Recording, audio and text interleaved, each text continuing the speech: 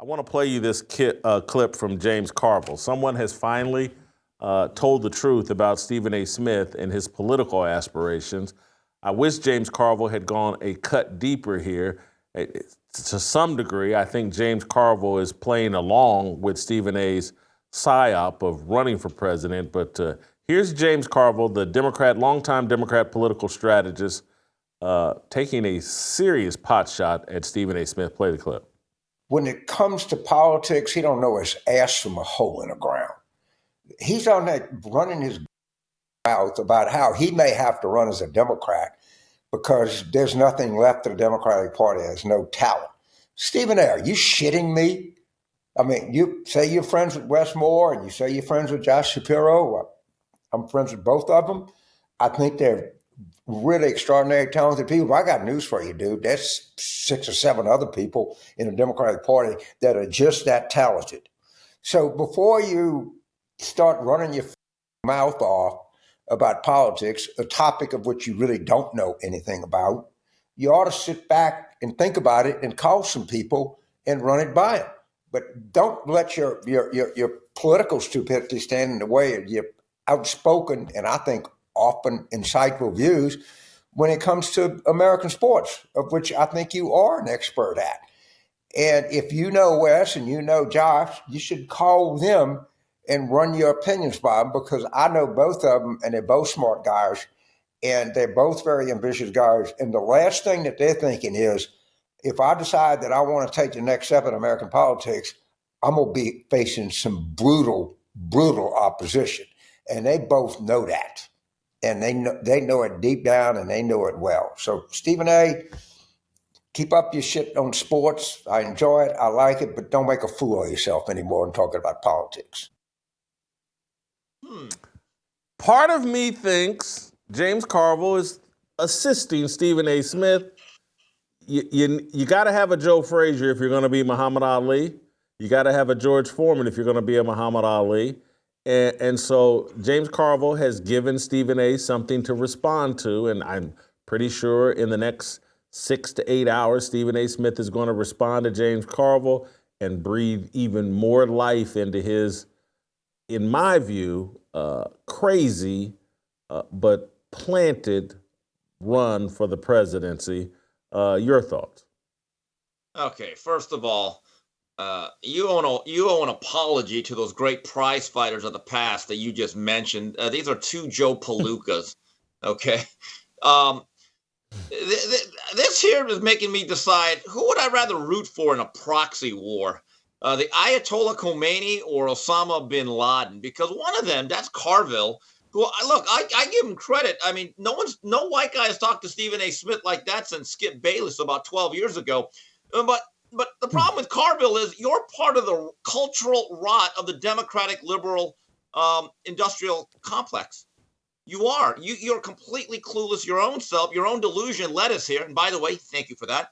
And Stephen A. Smith is a guy that bloviates a lot. And because he says certain things, people believe he's insightful. And he's being trotted out as this token type mascot to say certain things that people think are so insightful. And he doesn't know that much. So I think this is very interesting. I find it very, very amusing. And Jason, I'm going to make this proclamation right now you're going to completely disagree with.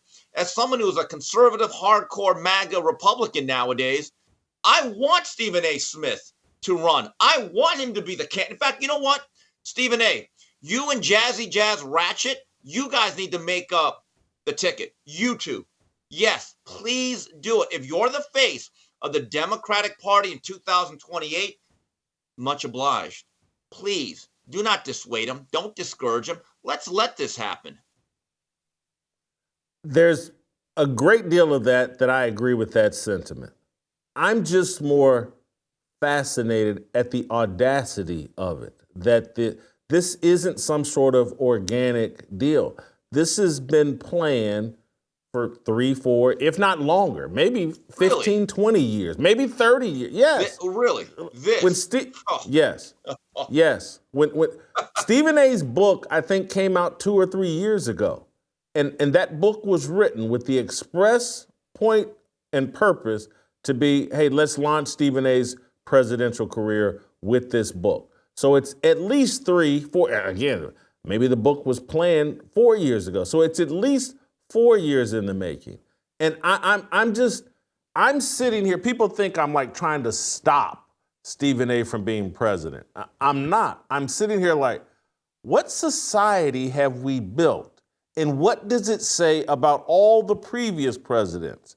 Is this all, as Cat Williams said, or is everything just a psyop? It's part of the matrix and everybody's a plant. And so when I'm telling you, when I read Stephen A.'s book 1.5, 2 years ago, I was like, hey man, this is like Obama's book. And Obama's book was written with the purpose of helping his presidential candidacy. And so it made me become even more cynical as it relates to Barack Obama. And again, I don't want to go full-blown conspiracy theory, but there are people that say Henry Kissinger mentioned Barack Obama in the 80s and 90s about some guy they were developing to be president. He made these comments in the 80s and 90s. And now I'm looking at this Stephen A. Smith psyop and the plot, and I'm like, how long have they been planning this? And so it all connects with what Cat Williams is saying, and I'm just trying to alert people that I don't know if we should laugh this off as if there's no chance, because clearly to me, very powerful people, including Bob Iger and Disney, they're in on this. Who pays an employee $12, $13, $14, $15, $20 million a year to be a sports broadcaster and then sits back and comfortably watches them run for president in every other endeavor outside of First Take? It's not like he's running around going to sporting events. He's doing some tour or some, not tour, but some speaking engagement with Bill O'Reilly and Chris Cuomo at the end of March.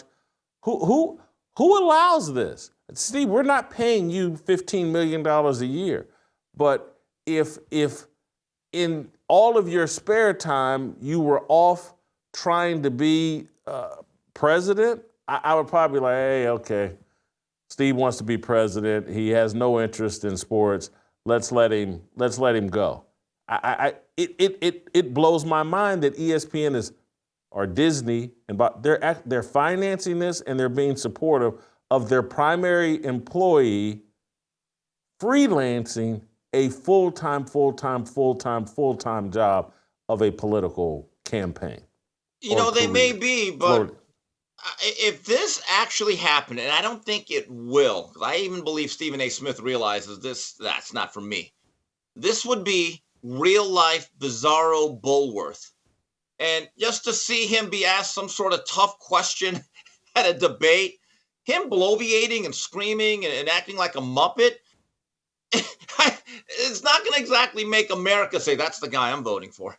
That's the guy I want. And I get it. Donald Trump had his very blunt moments, but I look at Donald Trump as a very accomplished businessman. Okay? He did a lot of things that had nothing to do with sports. Stephen A. Smith has built a great, successful brand in sports. It's easy for anyone to dip their toe in and give a couple, like think about it. How insightful is it really after November 5th to say Kamala Harris was a terrible candidate? Oh, really? That's the same one that same guy said all throughout the summer. That's who I'm voting for. That alone right there should disqualify him from even being considered to get the check mark next to his name. So, and this is why this whole thing fascinates me. And as hard as it is to believe that this has a chance of getting off the ground, but what it screams to me is that the Democrats believe and the political machine believes, hey, you don't have to know anything. All we have to do is prop some candidate up who we can gin up enough fake votes that people will believe. Hey, 81 million people voted for Joe Biden. And so as long as that's it's like, if we can prop Stephen A. Smith up and then sell the lie that, hey, yeah, more people voted for him than J.D. Vance, they'll do it again. They got away with it with Joe Biden, and I think they could get away with it again with Stephen A. Smith. It sounds farcical, but they ran Weekend at Bernie's for president, and everybody knew it, and he got 81 million votes. Kamala Harris has slept her way throughout her entire. I listened to some podcast of some woman that's followed Kamala Harris's political career from day one out in San Francisco. She accomplished nothing, everything given to her. This is and she got 70 some odd million votes. And, you know, I think we put some black dude out there bloviating. We can get enough white liberals say, hey, we're putting the second coming of Barack Obama in office, and we'll sell the myth that 80 million people voted for Stephen A. Smith. It's crazier things have happened. Joe Biden was president for 4 years. In 28, Stephen A. and Ratchet. Stephen A. and Ratchet. Let me give you one last point on this. Because I saw this online. I was like, oh, man, I'd forgotten that. Just remember, Bernie Sanders says they did a rigged primary to install Joe Biden as the candidate. Yeah, he complained they rigged. Yeah.